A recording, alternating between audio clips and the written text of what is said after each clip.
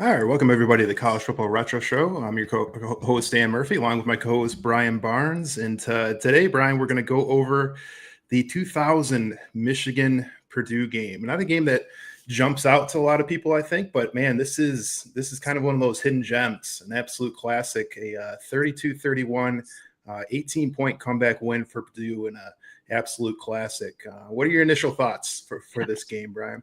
I think purists might not. By the way, it's good to see you, Dan. Yeah, we haven't done this one in a while, so I'm excited Yeah. to talk tonight. Football purists might not like this game because late in the late '90s, early 2000s is when you started seeing the up tempo spread offense winging around a lot. Games like this, right? And so from that perspective, they might not like it, but it was a coming out party, kind of for Drew Brees, right? He put up some numbers already, but like to do this against Michigan like this was pretty awesome. And you're right, it was an exciting game. And Purdue, they were in their Joe Tiller's fourth year, with his scheme, and they were finally able to break through and beat Michigan. And so and that was pretty cool. But historically, as a kid watching Michigan Purdue, like Michigan always won, right? I mean, they just always beat them, right? And there was a lot of low scoring games. And what was the one year the final score was like 5-2 or something? Like Michigan had a 5-0. 5-0, Absolute right? Yeah, downpour. right. It was like So 30 yeah, at degrees and Michigan, rain. which is just Yeah. which is just crazy. But yeah, to see this type of game is that polar opposite of that was pretty wild. So but I enjoy the style of play that Purdue was doing. And that's a good discussion to have for another day when teams started making that transition to those style offenses, is because they couldn't compete with the Michigans, the Ohio States, and the Notre Dames, getting the big linemen, the big tight ends, and the fullbacks, and be able to get all those type of horses. So they had to do something else. And so that's why this was an intriguing era of college football, and this game was a lot of fun. Yeah, late 90s, early 2000s is when you really started to see more of these spread, passing offensive attacks, especially in the Big Ten, start to become a little bit more vogue. And you saw, including this year 2000, Northwestern really have an explosive offense and had an absolute shootout with Michigan this season as well. I think it was 54-51. Yeah. And I talk about a shootout. That was an absolute shootout, that one.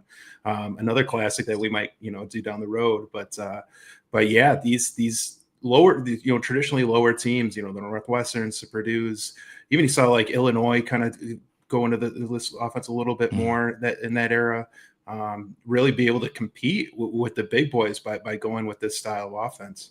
Yeah, and that's like it's the argument. And okay, and for the record, like in the beginning, I was a little as a fan, like I didn't like the spread, the basketball on grass, so to speak, and stuff like that. But it just makes sense, if you're constantly in behind the chains, down in distance wise, because you can't run the ball right against those bigger, stronger teams. Okay, well, where can you win matchups? And don't kid yourself. Appalachian State doesn't beat Michigan if they run a pro I and 21 Yeah, of personnel the whole course. game, right? So I mean, they found matchups and exploited it, and that's what the spread can do, right? Especially back then when teams were recruiting differently. Defenses again were bigger. They had more linebacker type guys on the field, right? And now the game's evolved a little bit where defenses have gotten lighter. You see more odd fronts, 3-man fronts, things like that, with a lot more nickels on the field. So, but that's all a result of what Northwestern and Purdue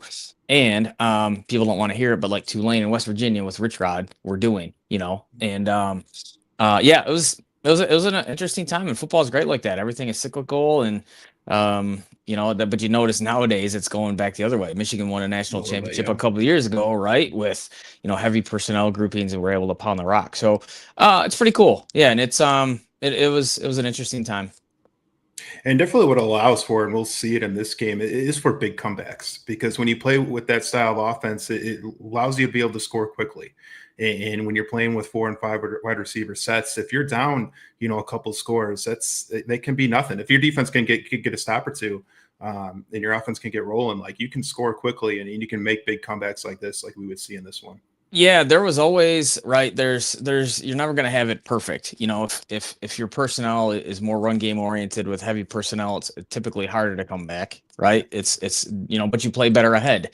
So one of the things that spread teams fight a little bit is when they do have the lead, that 4 minute offense, right? Being able to finish out the game and run the ball and close out the win that way. But yeah, absolutely. The ability to have explosive plays and score at any point on the field was something that wasn't as, I don't want to say popular, but didn't happen as often, right? Previously with different schemes. absolutely. So obviously the headliners of this game is going to be Drew Brees versus Drew Henson, and Drew Henson, like that. Those are games that I guess it's just kind of a weird time with Michigan football because there's always this weird feeling about Drew Henson, and I think people just kind of forget how good of a player he was. Man, what an athlete! Again, physically, he was like, there's a reason Tom Brady wasn't on the field 100% of the time at Yeah, Michigan, because Drew Henson was just physically just a dude coming out of Brighton High School, and football and baseball. Like, he had an opportunity. He got drafted by the Yankees in baseball, right? And then ended up playing for the Cowboys in the NFL and a bunch of other teams. But yeah, he was just a dude. And so he put up some good numbers in college. And he played well this game too. and I want to bring it while we're talking about Drew Henson. I do want to kind of bring it up a little bit because that was always the topic. Obviously, at the time was like, man, he leaves to go to the Yankees. Like, do you think in retrospect, like, man, he probably thinks, man, I could have stayed another year in Michigan, potentially been in the Heisman race, potentially maybe win a Heisman in But 2001 because that 2001 team was pretty good. mhm. John Navarre was John, forced to start right. before he was ready. He wasn't, developed quite yet. I don't think he was quite ready to take over in 2001. So if Drew Henson had been the quarterback for the 2001 Michigan team, who knows how far that team could have gone and what type of stats Drew Henson could have put up and where He, would have put him in the NFL draft. he theoretically could have been the first pick overall. I, Yeah. I remember that. I remember that talk, and it's also, I guess, you could argue, like, it goes to show you how hard it is to be a Major League Baseball player, right? Because he was so good. And again, in high school, as a senior in high school, he set many records, and I want to say, like, he had the most career grand slams, I think, in the country, right? Yeah, just a freak. But I mean, looking back on it, like, I'm sure there are interviews out there where he's probably talked about that, right? Like, maybe I should have done this differently. But it's also one of those things. If you like baseball better, you like baseball better. You know what I Yeah. mean? And you're playing for the Yankees. I mean, And you're playing for the that's Yankees. tough. I mean, It's tough to turn down. conversely, like, remember Kyler Murray was a top 10 MLB pick. I think of the Oakland A's at the time, and like, he chose football. He just liked football better. But who knows? He could be playing center field now for the Las Vegas A's or whatever they're Sacramento A's, right? Whatever they're called. But yeah. So it is an interesting discussion and Well, interesting. yeah, the other part of it too is that it was guaranteed millions of dollars with the Yankees, right? Yeah. Right off the bat, you're signing, I forget how much exactly it was, but it was, I'm sure it was a couple million, signing a contract for that, where you're not getting anything in college. Where if it was now, he would be making more money For sure. playing for the University of Michigan in potentially in the 2001 year, as opposed to going to play Major League Which Baseball. which is wild. Which is gonna it'll change a lot for a lot of kids. Obviously, it already has. Yeah, it changes your Just decision making. just yeah, If crazy. if money was the factor, which I think it had to have been a I'm sure it factor. I don't would. know if it was the Right. main factor, but it had to have been a factor. I'm And I, now you I- figure if NIL like it is now was back then, no he doubt. would have been making a lot more money to be the Michigan M- quarterback. Michigan boosters would have taken care of him. Yeah, Right. Let's just say that. yes, Yeah. yeah, Yeah. Yeah. absolutely. Yeah. All right, let's go ahead and get into it, Brian, with the coaching staffs and the rosters for both teams. Yeah. The big one for Purdue, like I said, coaching wise, Joe Tiller, obviously, he's the one that everybody's gonna know. Like, he came from Wyoming, and it was his fourth year, and he changed Purdue football. Because again, when I was growing up, they were not relevant, and what he did at Purdue is simply amazing. The fact that he was able to find Drew Brees. I know Drew Brees when he was at Wyoming, I think, was recruiting him a little bit, but Drew Brees was a state title-winning quarterback in Texas, and so you would think, though, like, people would be all over him. But Texas high school football is a different animal, and the fact that he was able to get him to come to Purdue was huge. But It's funny. Drew Brees' measurables. People don't, they see him. He's 5'9", right? And so, what's funny about that is sometimes people think, oh, if Drew Brees is a 5'9", 5'10" quarterback in the NFL and dominating college football, I could do it, or my kid could do it, right? Well, Drew Brees could dunk a basketball like standing flat-footed too. So he is just a different freak. But he's obviously the guy that we're going to know about in this game. Matt Light, if you remember, was with the New England Patriots, and he played for the Purdue team as well. And also, Stuart Schwaggart was a safety, and he was a freshman. He's from Saginaw. So I remember him being on that team as well, which was really cool. Purdue that year finished 8-4, and it ended up playing in the Rose Bowl. There was a three-way tie for first with, I believe it was Michigan and Northwestern. And so, but Purdue got the chance to go to the Rose Bowl, and where they played Washington and lost. But yeah, it was a great year for them. And Michigan, obviously led by Lloyd Carr and his staff again, very similar to before. We've heard actually an interesting one on the staff that I didn't know. Terrell Austin, who at one point was the Lions defensive coordinator. He was on that Michigan staff as well, which I was not aware of looking back on it. But typical names: Terry Malone, Brady Hoke was on that team, but also the players. Anthony Thomas played in the NFL for the Bears, the A Train. Jeff Backus, Ron Bellamy, Larry Foote. Again, it was a really good Michigan football roster, right? But that was when they were churning out guys every year to the NFL. Michigan that year finished 9-3, and they were also they finished in a tie for first with, like I said, with Purdue and Northwestern. And so Michigan played that year against Auburn in the Citrus Bowl and won. So they also beat Ohio State that year. So it ultimately ended up being a good year. But those two losses you mentioned earlier, they had that high scoring game against Northwestern. They lost by 3, and they lose by Purdue by a point. And so you could have argued, and again, this was and then they lost at UCLA by 3, right? So they are like 7 points away from an undefeated season that year. So but who knows? And with today's college football, if they have those 3 losses, like with those tight scores, like they might be a playoff team, and they might be that team that gets hot and goes on a run because they were really talented. But very exciting time at the time of this game. Michigan was ranked 6th, and let me see what Purdue was ranked. I know they were in the top 10 most of the year. Purdue was ranked. They were not ranked actually. So Purdue was ranked before this. They were unranked. They were in and out of the rankings, and they didn't fall out of the rankings after this game. But this was the only game that year where Purdue was unranked. So set up to be a good football game, and it was at Purdue, and it was a pretty exciting game. Yeah, they had a 2-point loss at Notre Dame, 2-point loss at Penn State before going into this game. So those happened, and then I remember this one being a weird one for me. So I knew, they played at Michigan State that year, and obviously, again, me being more of a Michigan State fan, knowing that Michigan State smoked them, but it's hard in college football, right? We've said this all the time to go undefeated or really get up every week. But I remember that, and Purdue actually was ranked 9th at that time, and Michigan State smoked them. And I don't think Michigan State went to a bowl game that year. So it was really weird. But still, they rebounded next week to beat Indiana to clinch a Rose Bowl spot. Yeah. Yeah. So kind of a wacky year in the Big Ten, really. Mm-hmm. I mean, no dominant teams, a lot of good teams, but obviously no dominant teams, no real national championship contenders in this season. Yep. Right. I agree. Which led to a lot of good games, though. It does. And made it a lot of fun, right? As a fan, made it a lot of fun. Absolutely.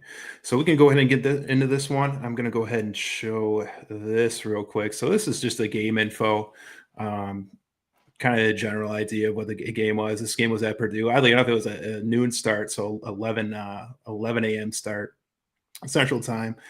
But 41 degrees, just an early, typical early October game. Our announcers for this one, man, we always love when we get the classic announcers, Mm-hmm. right? Brent Musburger, Gary Danielson. Just, your typical kind of 2000 Big Ten, football game. And let's go ahead and get started.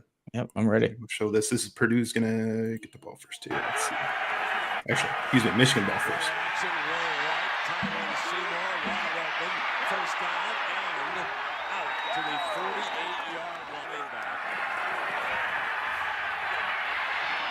Henson, sideline, Marquise Walker reaches up and grabs it at the 35. Play fake, and Henson to keep it. The A-train behind Askew.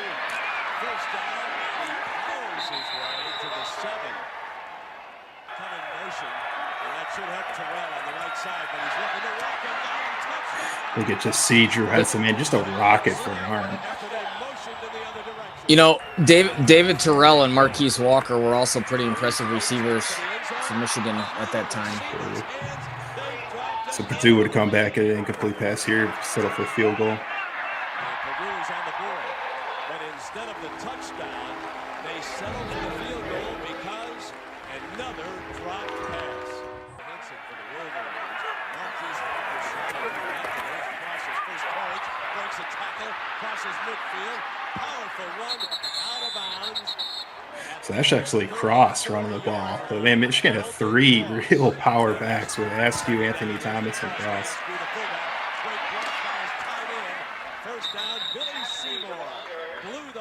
Askew there. Askew came right off his hind side.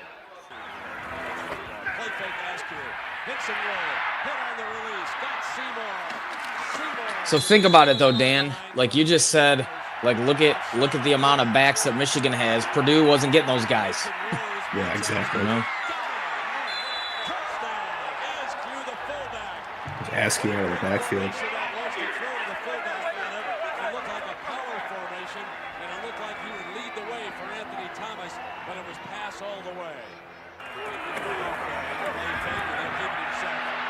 So this was going back watching this, Brian. This is what caught me off guard a little bit, how mobile Drew Brees was. Yeah. He had quite a bit of running yards in this game. He was a good athlete.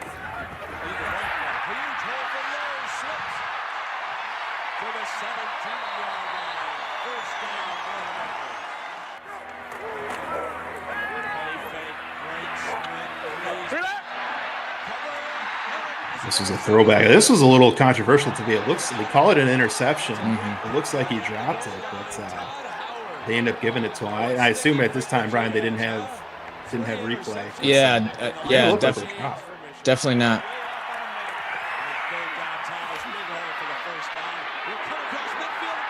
It's Anthony Thomas. So you're already through all 3 backs. Anthony Thomas breaks this one, 60-plus yarder. Everyone has contributed. Every one of those backs has done something already. So hey, Michigan's already jumped out 21-3 right up the jump here. But as we talked about, this is where, you know, having that spread offense attack with a high-powered quarterback can get you back in the games. Just inside the 30-yard line. Here it comes. Sutherland covers the defensive back slip. Sutherland to the end zone. Sutherland played in the NFL, but he tore up college football. You know, and he's one of the guys that made the bubble screen popular. Speaking of screens, another great one from Michigan here. When you're able to run fullback screen. When you're able to run the ball like they could, you know, and those multiple backs, they were a great screen team. Great screen program. Yeah.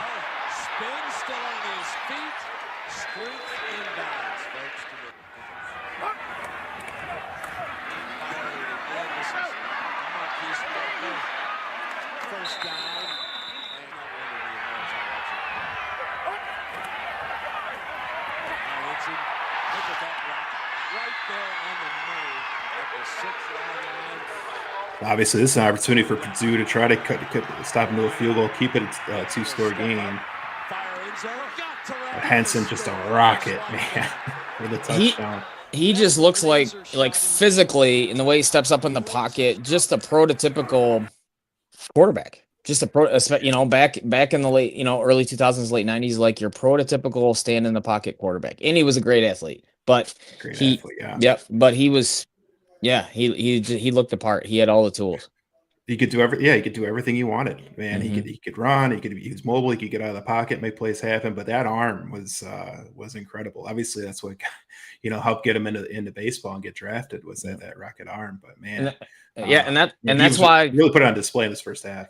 for sure. And that's why later on when he did the baseball thing, like there were still teams willing to give him a shot in the NFL, right? That's why He still played quite a few years in the NFL. Mm-hmm. He still lasted quite a bit. Yep. So. Yep. But you wonder what would have happened if he just stuck with football, man. Always a question. Yeah. Always be a question. So we go into halftime. That obviously that touchdown at the end of the half right there is killer. Puts Michigan up 28-10. And you're thinking going into halftime, Michigan's probably got this one. They've been doing pretty much everything they want offensively. Scored touchdowns on 4 drives here. They were running the ball all over the place. Their screen game was going, and then you're seeing Drew Henson starting to open up with the pass game. I mean, they had everything going into halftime.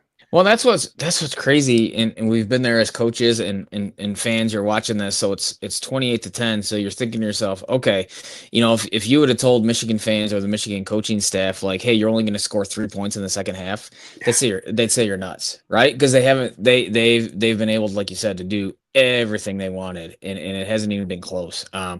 I think, like, obviously, you've heard it before, a tale of two halves. Like, that's the most glaring thing to me. Like, I'm not surprised that Purdue was able to still put points up on the board because, again, for the reasons we've talked about, but Michigan only scores 3 more points this game.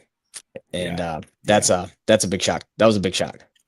And some big 3-and-outs that we would see later in this game. But, Purdue's ability, and we're going to see, is their ability to put drives together and long drives and keep Michigan's offense out the field, it's going to be huge. So we'll pick it up here in the second half. Purdue gets the ball first. Obviously going to be, they need to score. They need to start off the second half hot after Michigan gets that drive at the end of the first half to go up 18. So looking for a second half. And now they're going to split with Winston on the end around. And Winston. And Montreal Lowe's got the middle. It's funny just hearing names you haven't heard in forever. Montreal Lowe. Right, that BJ Askew is another one. Like just names you haven't thought about in forever. But they were big time players. So. Right.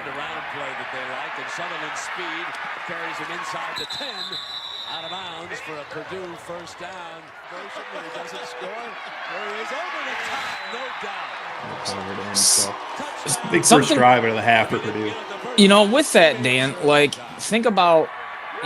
Oh, wait a second. This is a 2-point conversion from the touchdown.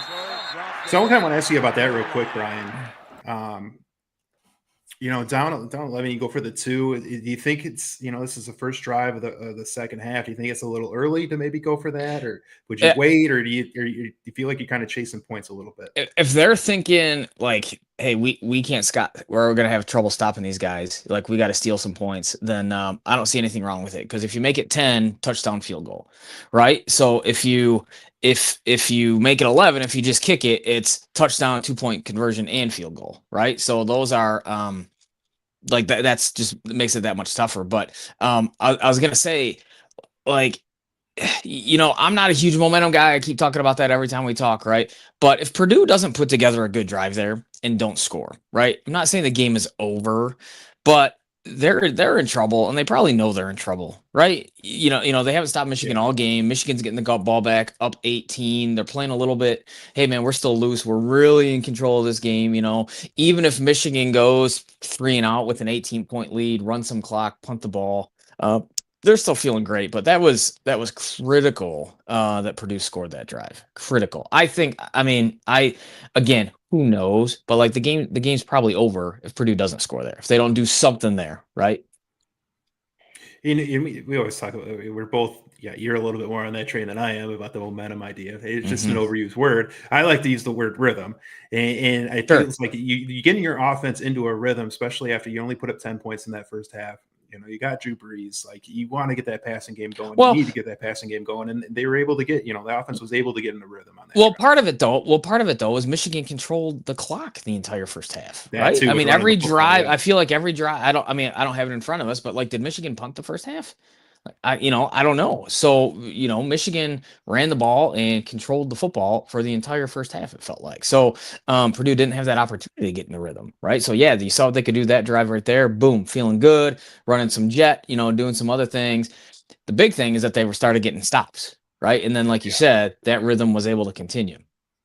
That's what we're going to see here. And that's the biggest turnaround is them getting stops here. This is a third down play here for Michigan.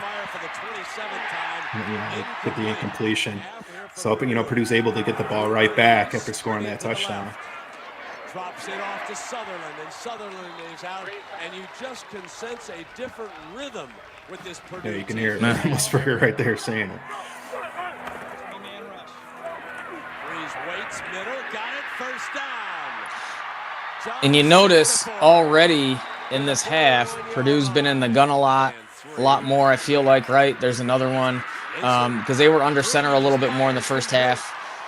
They're full gun, it feels like right now, and running like their version of the spread. Yep. And again, you can see him. This is still a good athlete. Being able to get out of the pocket, making plays with his feet. Still a good athlete. Yeah. So now it's a ball game now.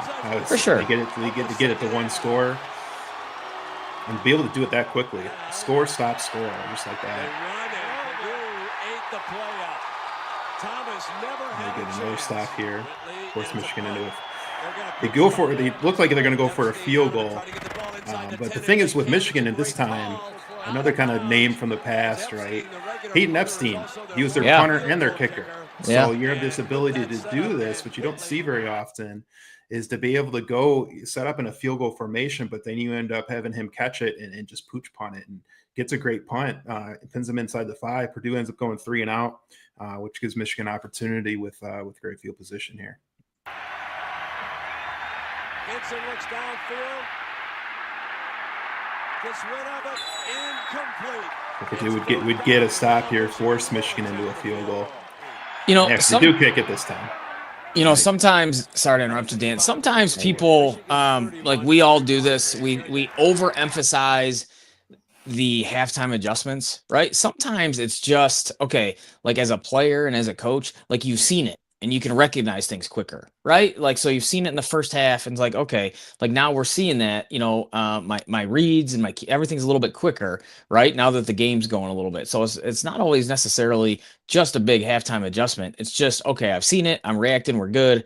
And then you go play ball, right? A lot of times it can, especially defensively is what I'm saying. Like it's a struggle because it's hard to simulate certain things in practice during the week, right? It's hard to simulate game speed a lot, right? And so that is one of those things to keep in mind into the second half, right? Purdue, I mean, I'm sure there were some adjustments they made at halftime defensively, right? Obviously, but could be a lot of it still just the way they see it. Yeah, for sure. And just getting a feel for the game and feel for, the team that you're playing. But yeah, I mean, Michigan's offense in the second half, they get stopped in the 3 and out, which allows Purdue obviously to get back into the game. They get 2 back-to-back touchdowns. And then, Michigan gets a pretty good drive going, but then they get stopped. They do the little pooch kick. Michigan's defense gets that stop, gets the 3 and out. So they get this great field position. They got opportunity to go score, get a scoring drive going, but they have to settle for a field goal. And those would be their only 3 points that they would score in the second half. So that field goal made it an 8-point game. Purdue's got the ball, a 1-score game here in the fourth quarter. Brees once again on the run. There's the corner blitz. Whitley's coming, and he's picked up, and so Brees takes off with the middle. Slides to the 50. Personal foul here, late hit on the quarterback. I do find it, I don't know if ironic or funny, but like they had no problem with design runs for Drew Brees. He's not doing that in the NFL. Yeah. No.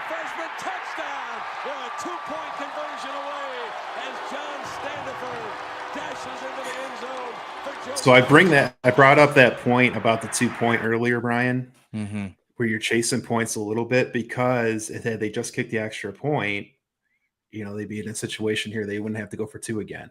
Sure. Because they didn't get the 2 earlier. now they have to go for 2 just to tie it here. Always revisionist history. Yep, for sure. Yeah, but it's a fair. I mean, but it's fair. It's fair. Like I wonder. I'm sure Joe Tiller was questioning about it after the game, and if the outcome was different, maybe he thinks differently. Yeah. 2 point to try to tie it here.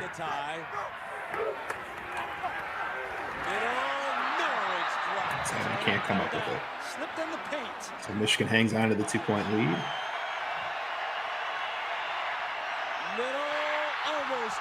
Again, another 3 and out, almost an interception. Do get the ball back in good field position. Brees, the sign quarterback run. Down and 5 for the Boilermakers. Here comes the blitz. He's got his man, and he's got the first down. Again, though, they're in the gun. It's spread out. They're throwing quick. Blitz doesn't matter. Ball's gone. The slant's incomplete on Morales, and the pass was high. And here comes Travis Dorsch. So Travis George here, basically a chip shot field goal. Try to get Purdue to lead. Purdue obviously had a great drive to get down there. Really set him up to give Purdue the lead with 2 minutes 15 seconds left here. He had struggled all year. For the lead. Hold it. No good. He misses it. So after all that, you think Purdue really has taken control of this game.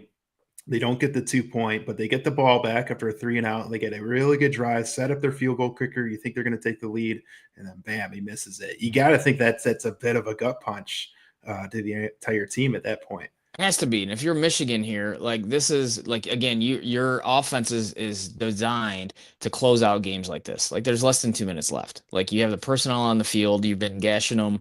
Again, not so much in the second half, but again, you're imposing your will early. You're the better football team. Like finish it off. And they don't. They couldn't do it. It's going to be it. another 3 and out here. After a couple runs for no gain, Henson's forced to throw it. Incomplete pass and stops the clock. So I guess a question for you, Brian, you're that situation. I guess it depends on the timeouts. And maybe there's a little bit too much time left here, but man, throwing the ball there, it's 3rd and long. It's a little risky, I guess, because you're giving them essentially a free timeout if it's an incomplete pass. Yeah, this started to become that era when people started questioning everything about Michigan's scheme, like even like more so than they did, right? Like if you're going to throw the ball, maybe throw it on first down, right? Something like that. That was something they could have done. But yeah, I mean, if you think Drew Henson's your best player, though, put the ball in his hands too, right? He's your best offensive player. He's still, like we just got done talking about, could have been, first overall pick if he decided to stick with football. So like put it in his hands and make a play. Just didn't work out. Yeah, and that's really the story, I think, of this game, even more than Purdue's offense getting hot, is just Michigan's inability to really do much of anything in the second half after just torching Purdue in the first half. Yeah, you're right. Bizarre. Again, if you would have said they scored 3 points after halftime, nobody would have believed it. Yeah, wild. Yep. Wild. Yep. So Purdue, after missing that chip shot field goal, you think, man, they're going to be lucky to get another shot, but they got almost 2 minutes here with the short field to try to get another chance for their field goal kicker. Brees sprints, cuts back away, and slides toward the first down. Now Brees, middle, complete, but not a first down. Clock's going to continue to run, and Purdue's got to hurry. And Brees just doing what he would do for the next 20 years, it seems like. Right. Now Brees waits. There's the first down. It's absolutely clutch. With 53 seconds to go. Here's Brees, sideline, Sutherland, stop the clock. Again, when you're in the gun, pressure doesn't matter. The ball is gone, right? Brees stands tall, got the first down. Find matchups you like and take advantage of it. So rough spot here for Michigan. Drew Brees runs up, spikes the ball, and Michigan has too many men on the field. And Drew Brees saw him trying to get off the field, and he quickly sent it down. There were too many men on the snap. He caught him before he got off. He did. Michigan tried to change it. Smith, the holder. So that would set up Purdue. They would end up, run after that penalty. It's a new set of downs. Purdue would able to run down the clock. So we got just about 4 seconds left here. I think it was like 8 seconds. It ended up being 4 seconds after the kick. And Dorsch has another chance to redeem himself after the miss with just over 2 minutes to go. You rarely get this opportunity where you get a second chance, and the kick is almost at the same spot in the field. Right, and the year before, he missed 3 field goals and an extra point in their overtime loss to Georgia in the Outback Bowl. Like, he was getting, like, this is what, emails started, so he's getting emails and phone calls, right? And I'm sure internet, fan forum stuff, that really wasn't a big thing then, but like, he was hearing it, right? And then he missed the kick earlier. So what an awesome opportunity. Sure, just on campus getting looks from other students going to class. I'm sure. Yeah. Yeah. But he gets a chance to be a hero here. Rare second chance that he gets right here for a game-winning field goal.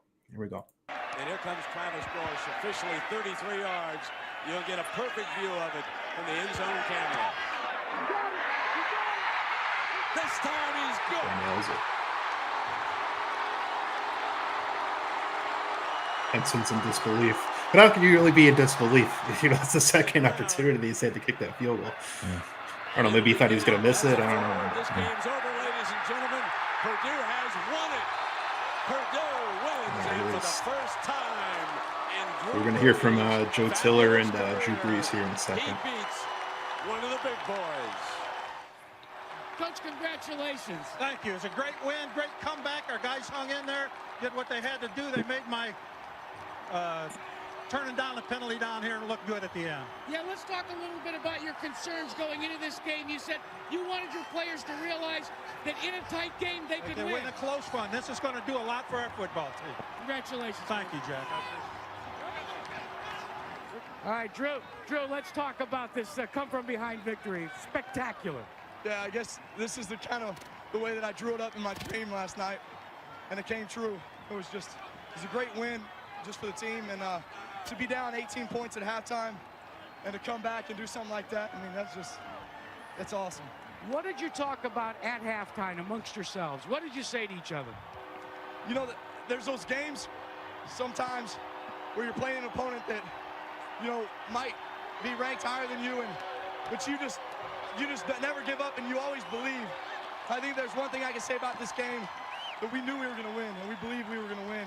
No matter what the score was at halftime, there was no doubt in my mind or any of the offensive guys' minds and the defensive guys' minds that we were not going to win this game. And it feels so good just for the fans and everything.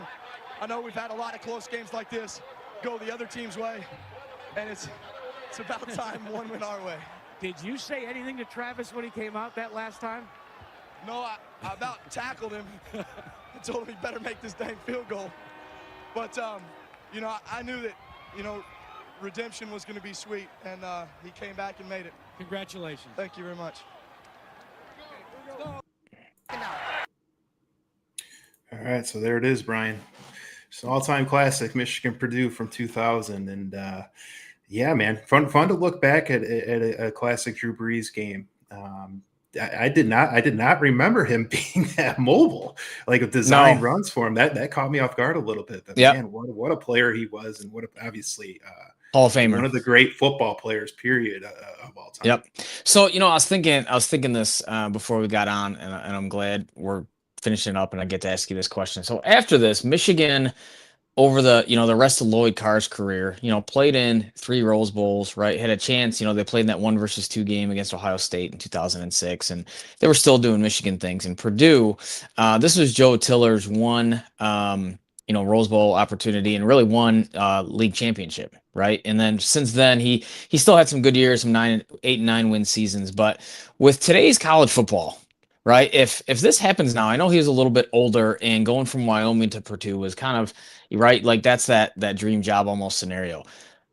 But after this type of year, is Joe Tiller like on the top of everybody's list of coaching candidates to go to LSU, to go to Florida, to go to Penn State? I wonder, because I'm not sure what the coaching openings were that year, but I don't either. But but the fact that again he turned Purdue around. It's still it's very similar to Indiana right now with Curt Cignetti. You know what I'm saying? Yeah. But the difference is Curt Cignetti. Yeah, Joe Tiller didn't have the portal, right? And he didn't, doesn't have a bunch of 24-year-olds on his team, or whatever. But I'm curious, like the whole that revisionist history with the coaching carousel always gets me. If this coach goes there, how things would have been different. And I just wonder. Yeah, I don't know what was open then either, but there had to be some jobs that were probably better than over the Purdue. next couple of years, there would have been. Yeah, I'm sure there would have been some big jobs that would have I'm sure, opened up. but then again, who knows with his mindset? Like I said, he wasn't a young guy necessarily, and maybe he just knew that was his final stop, and he wanted to be there, and he was there for close to 11 years. I think 11 years. So I mean, it's just something to think about. I just, I wondered. Yeah. Well, it helps when you get a Drew Brees, though. It can take you to places that you've never been, or the university's never been. And a Rose Bowl year, and like you said, kind of a weird year in the Big Ten that season. Just kind of everybody kind of just beating each other up. A lot of close games. The team. We talk about both Purdue and Michigan here. Their losses were all close. That's pretty much all the losses. So it could have gone. It could have gone anywhere. Multiple teams could have won it that year. So interesting game. Yeah, definitely an interesting game to go look back at. 2000 is kind of a year that for Michigan fans, it's not a year like that's really stamped. It's like a year you look back on as like with a lot of not fond memories, but just not a year you really look back on. But man, there's definitely some gems in that season. And this was definitely one of them. Just an all-time classic between Purdue and probably the best game of the series, which is why we picked this one. No doubt. I got to give you mad props for this one. You're the one that chose this game, and it was a good one to pick. So well done. That was a fun one to watch and revisit. And just one thing before we wrap it up, because the year before this, Brees would face Tom Brady. Yeah. And we didn't pick that one. I didn't pick that one because it ended up being a blowout. Michigan, I think it was like 38-12. I put up the highlight highlight of the game on our Facebook page. But yeah, the 99 was Brees versus Brady. And it's funny enough that the next year it's Drew Henson versus Brees. So right. So yeah. Well done. Pretty wild. But yeah, they'll go ahead and do it for us. For Brian Barnes, I'm Dan Murphy, and we'll see you again next week.